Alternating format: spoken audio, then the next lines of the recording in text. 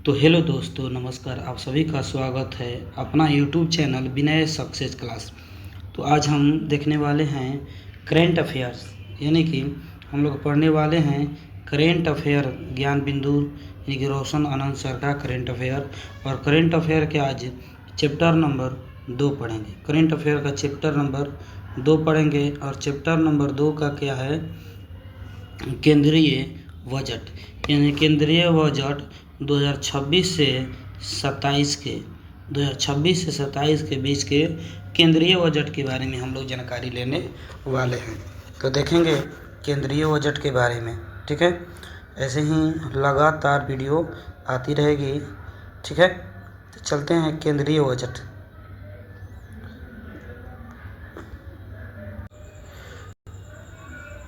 तो स्टार्ट करते हैं दोस्तों। केंद्रीय बजट ये क्या है?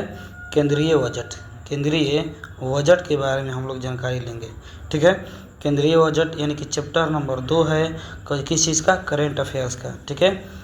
करेंट अफेयर्स का चैप्टर नंबर 2 है। चैप्टर नंबर 2 का नाम है केंद्रीय बजट, ठीक है। चलिए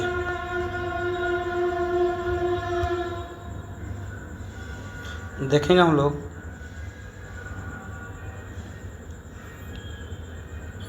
पेज को थोड़ा बड़ा कर देते हैं।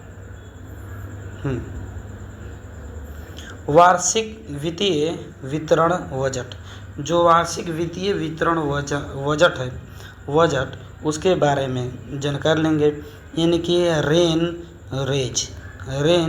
रेज इसके अनुसार आधुनिक राज्य में बजट सार्वजनिक प्राप्तियों एवं खर्चों का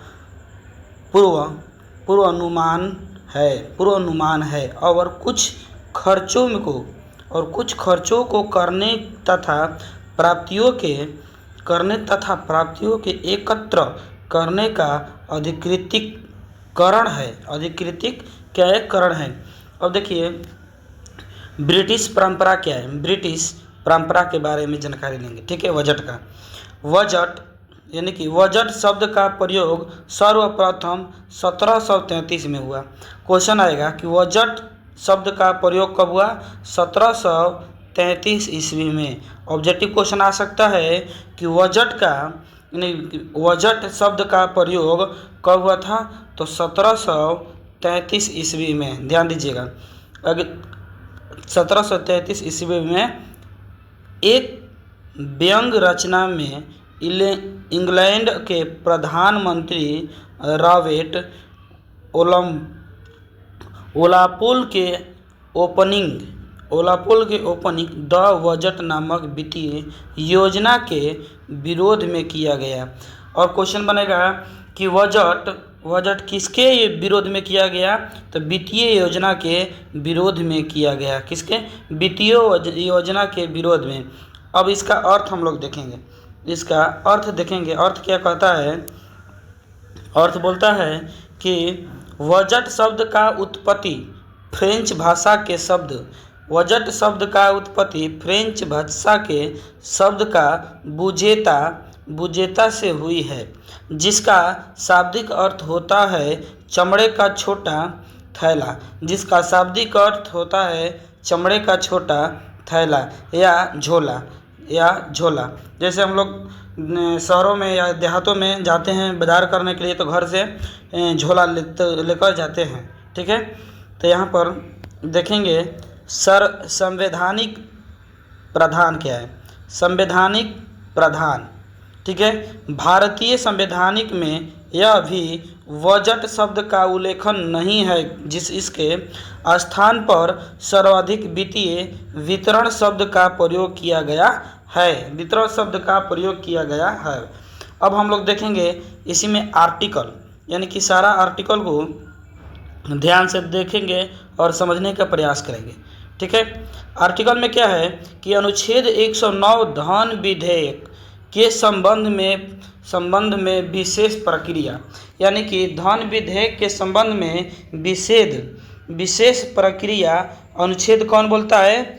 आर्टिकल आर्टिकल 109 बोलता है, क्या बोलता है? आर्टिकल 109 बोलता है कि धन विधेयक के संबंध में विशेष प्रक्रिया, क्या बोलता है?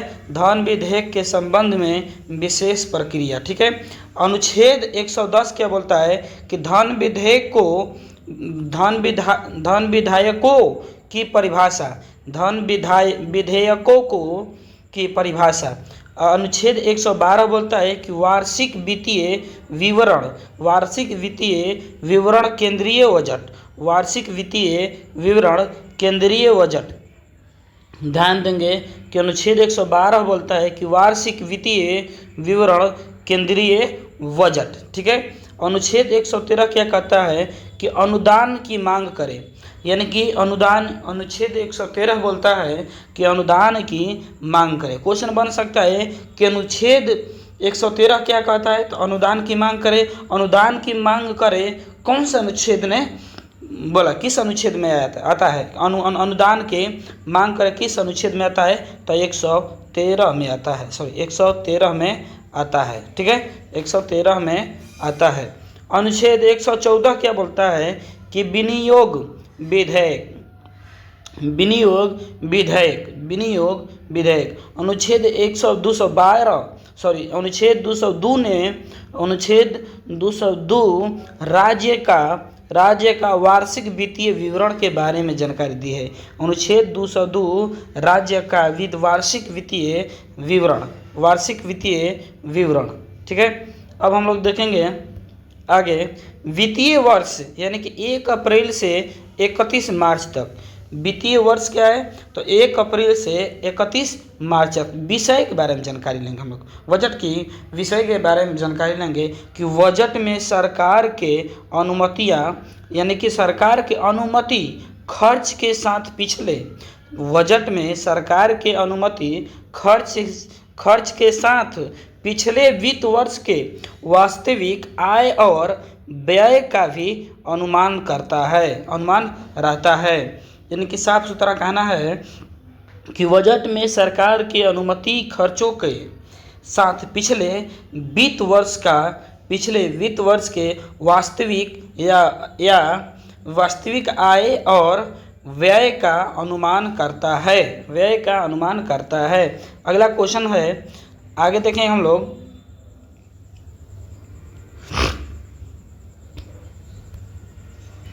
आगे की जानकारी है भारतीय बजट ऐतिहासिक प्रावधान, यानी कि हम लोग के भारतीय बजट के बारे में जानकारी लेना है और ऐतिहासिक प्रावधान क्या है?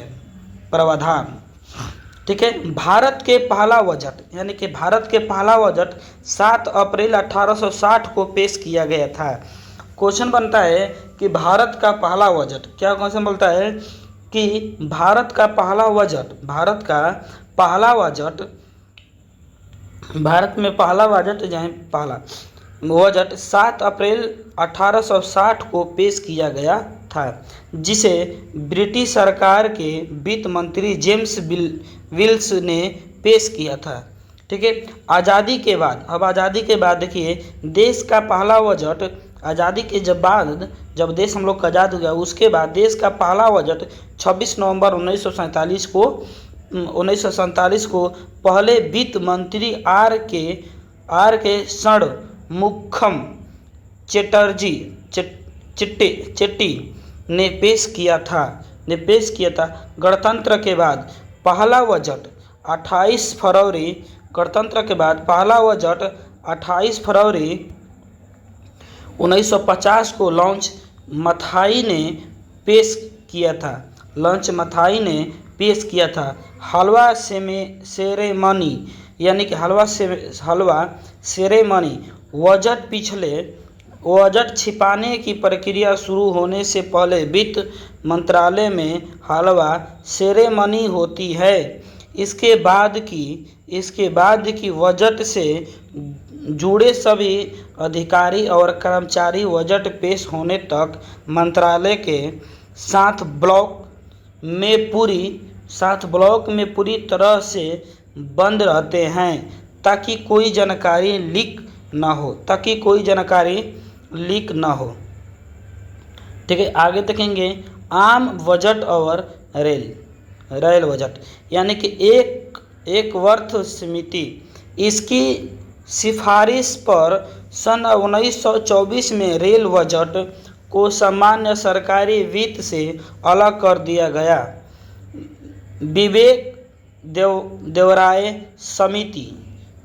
देवराय समिति इसकी सिफारिश पर वित्त मंत्रालय अरुण जेटली ने वित्तीय वर्ष 2017 से 18 में रेल बजट और आम बजट को एक साथ पेश कर 19 साल से चली आ रही प्रथा को समाप्त किया। आगे हम लोग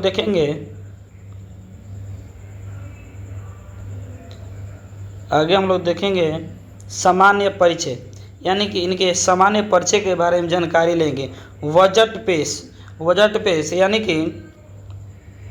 यानी कि 1 फरवरी 2026 को सुबह 11 बजे केंद्रीय वित्त मंत्री निर्मला सीतारमण द्वारा संसद में बजट पेश किया गया कि भारतीय इतिहास में पहली बार केंद्रीय बजट पर रविवार प्रस्तुत किया जाता है, यानी कि रविवार को प्रस्तुत किया गया है। ठीक है। अब रिकॉर्ड के बारे में जानकारी लेंगे हम लोग, यानी कि निर्मला सीतारामन ने लगातार 9 बार बजट पेश करके मोरारजी देसाई लगातार 6 बार का रिकॉर्ड तोड़ दिया, और हालांकि सर्वाधिक 10 बार बजट पेश करने का रिकॉर्ड अभी भी मोरारजी देसाई के पास ही है। यानी कि नवनिर्माता कर्तव्य भवन में पेश किया गया पहला बजट था। और संप्राप्ति, यह बजट युवा शक्ति को संपृक्त है। भागवन, यानी कि हम लोग देखेंगे भागवन के बारे में जानकारी लेंगे, किस चीज़ के, भागवन के। अब देखेंगे हम लोग केंद्रीय बजट 2026 से 27 के बीच में, 2026 से 2027 के बीच में। ठीक है, 2027 के बीच में देखेंगे लक्ष्य, यानी कि आत्मनिर्भर भारत के साथ साथ विकसित भारत @ 1947 के विजन पर केंद्रित है। लक्ष्य प्राप्ति के लिए, यानी कि लक्ष्य पूर्ण के लिए घरेलू विनिर्माण क्षमता, ऊर्जा सुरक्षा का निर्माण किया गया है। यह महत्वपूर्ण उत्पादों के लिए आयात है निर्भरता को कम किया जाता है, यानी क्यों कम किया। भारत की सुधार एक्सप्रेस, यानी कि भारत की सुधार एक्सप्रेस के बारे में हम लोग जानकारी लेंगे। वर्ष 2025 में स्वतंत्र दिवस पर प्रधानमंत्री नरेंद्र मोदी की घोषणा के पश्चात 350 से अधिक सुधारों को शुरू किया गया। उच्च स्तरीय समितियों का गठन किया गया। शिक्षा से रोजगार और उद्यम नामक अस्थायी समिति बनाई जाएगी, जो विकसित भारत के प्रमुख कारकों के रूप में सेवा क्षेत्र पर ध्यान केंद्रित करते हुए उपयोगों की सिफारिश करेगी। 2047 तक भारत को सेवा क्षेत्र में 10% वैश्विक हिस्सेदार के साथ ग्लोबल डीलर बनाना है। यानी कि अनुमान लग रहा है कि वो 2047 तक क्या होगा कि ग्लोबल डीलर बनाना है, यानी कि भारत को 10% वैश्विक हिस्सेदारी के साथ ग्लोबल लीडर बनाना है। समिति AI एवं अन्य उभरती तकनीकों पर आधारित नौकरियों एवं कौशल आवश्यकताओं पर प्रभाव का आकलन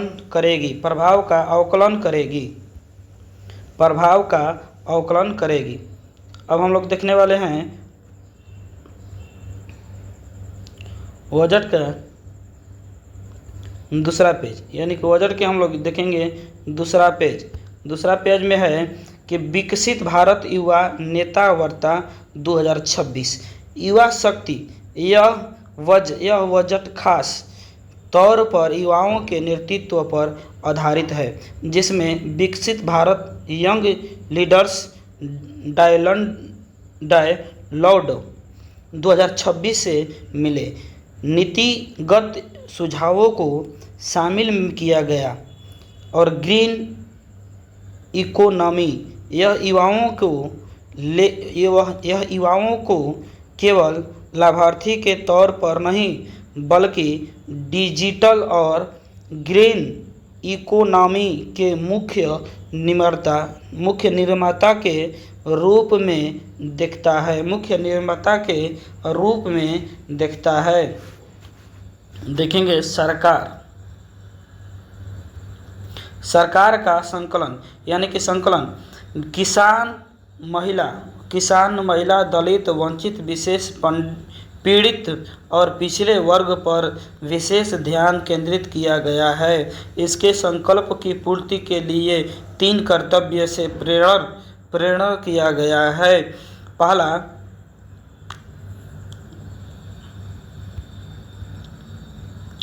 पहला कर्तव्य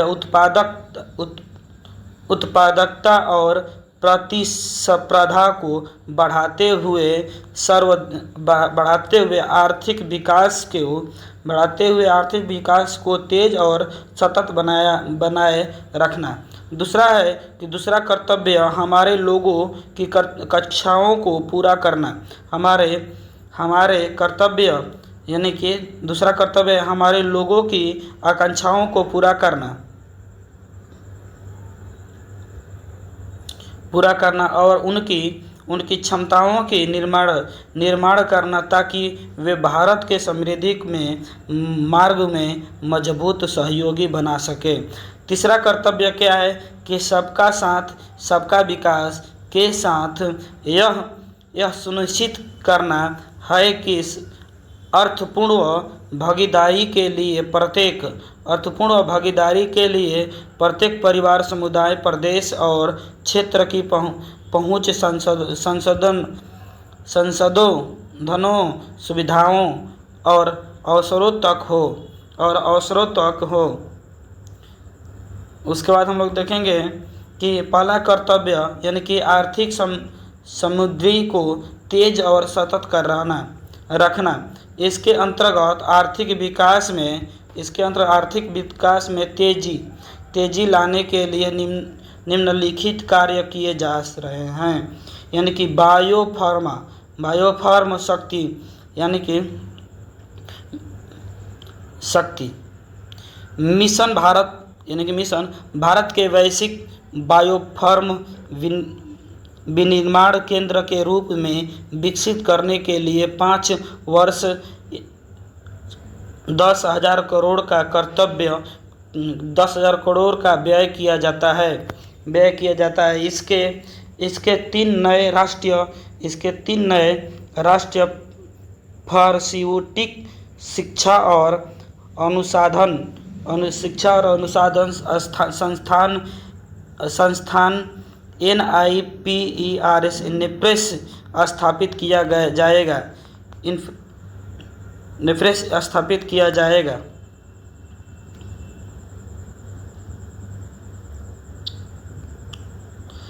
आगे देखेंगे इंडिया सेमी कंडक्टर मिशन इस ISM-2 उपकरण और सामग्री बनाने full test India IP design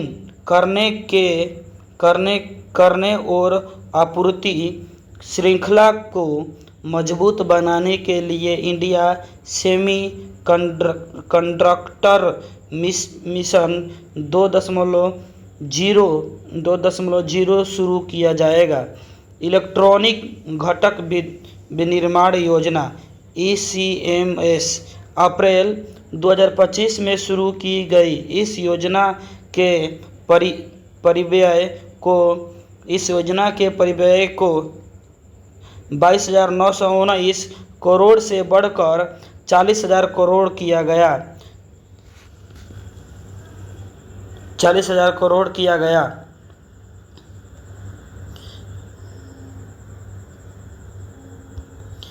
rare earth matter गलियारा यानी कि खनन प्रसंस्करण अनुसंधान और स्थापित करने के लिए अनुसंधान और विनिर्माण को बढ़ावा देने के लिए संप्रति दुर्लभ खनिज कॉरिडोर को सहायता प्रदान किया। कॉरिडोर को विस्थापित करते हुए ओडिशा, केरल, आंध्र प्रदेश और तमिलनाडु को सहायता प्रदान किया जाएगा।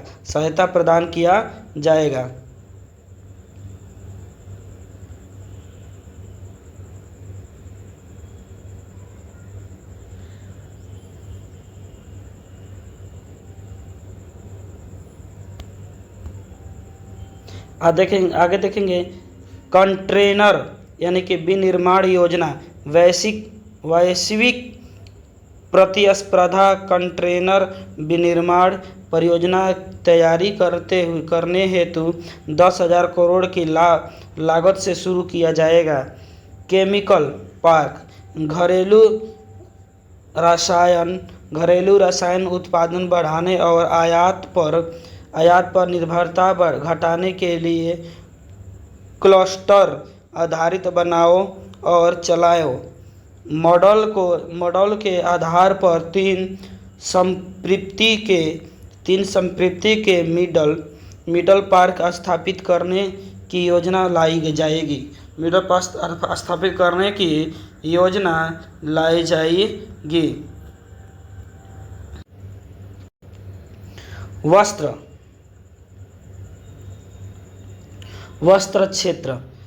क्षेत्र इसके अंतर्गत महात्मा गांधी ग्राम स्वराज पहला खादी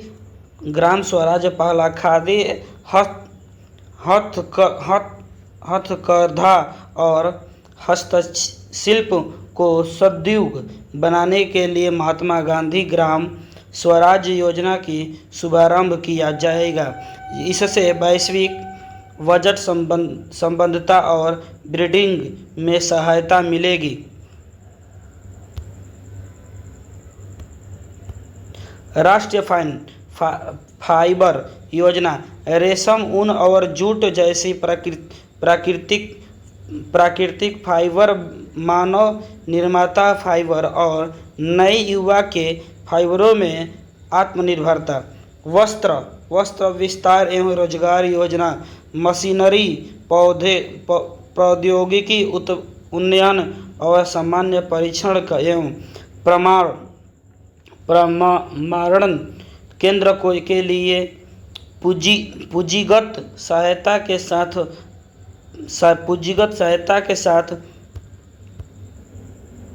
पारंपरिक क्लस्टरों का आधुनिकीकरण।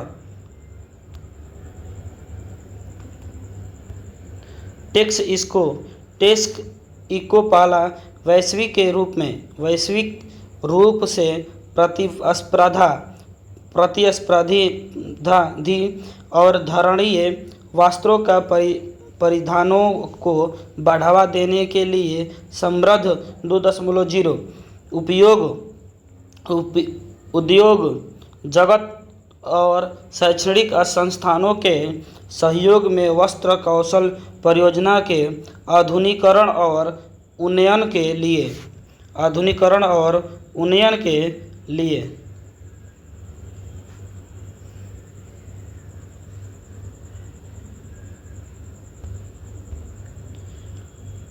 विरासत के औद्योगिक क्लस्टरों का कायाकल्प 200 विस्तर के औद्योगिक क्लस्टरों को पुनर्जीवित एवं वैश्विक दक्षता बढ़ाने हेतु मिशन शुरू किया जाएगा। चैंपियंस मिशन का सर्जन यानी कि एमएसएमई को विकास के एक महत्वपूर्ण इंजन के रूप में मान्यता देते हुए निम्नलिखित प्रस्ताव पेश किया गया।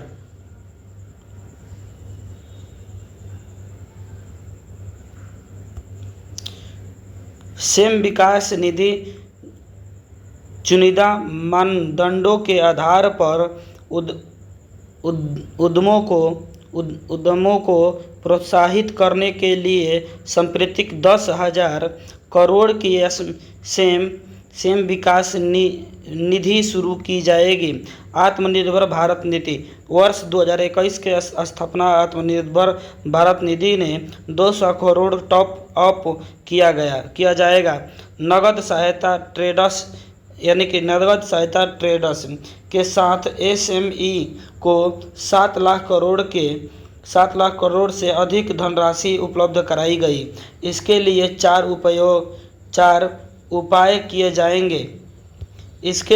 उपाय किए जाएंगे। कौन कौन से उपाय? पहला, अनिवार्य ट्रेस्ड उपयोग। दूसरा, CGTMSE के माध्यम से ऋण नगदी सहायता। जेम ट्रस्ट एकीकरण। चौथा, द्वितीयक बाजार विकास। आगे है कंपोस्टिंग मित्र यानी कि मित्र पेशेवर सहायता। टियर 2 टियर 3 शहरों में कंपोस्ट मित्र कार्डियट विकसित करने के लिए ICAL,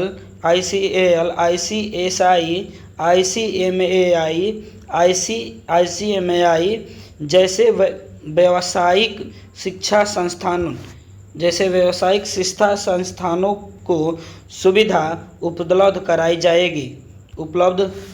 जाएगी। तो दोस्तों आज इतना ही, आगे देखेंगे अगले वीडियो में। तो यदि आप लोग भी इस चैनल पर नए हैं तो चैनल को सब्सक्राइब करें, शेयर करें और दोस्तों के पास शेयर करें। और हम लोग करेंट अफेयर्स ज्ञान बिंदु रोशन आनंद सर का सारा वीडियो चैप्टर वाइज पढ़ते रहेंगे और सारा वीडियो आप लोगों के बीच अपलोड करेंगे। तो आज के लिए इतना ही। जय हिंद, जय भारत।